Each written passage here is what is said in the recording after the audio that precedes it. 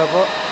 Ang try ngayon itong Victor Yanmar na outboard engine. Wala kasi siyang mahina yung hatak niya. Kaya binuksan ko yung turbo carburetor. Ayan, leaking na yung ito.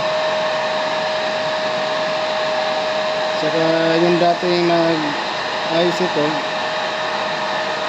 nilagyan ng silicone, dapat gasket lang. Ayan, barado yung mga butas, kaya nag-leak na yung mga tubig. Ayan, hindi dapat gumagawa ng silicone, gumalagyan ng silicone, gasket lang dapat. Ayan, puro na sumukan na ng oil sa tubig, naghalo na. Ayan, buo-buo na sila. Ayan.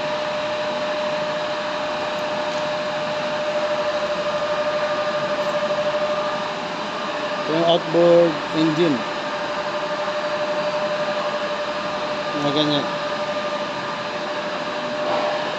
Yan yung mga inaayos natin dito sa barko.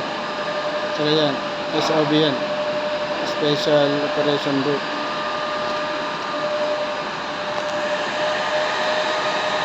I-overall ko muna to. Sige, ganyan.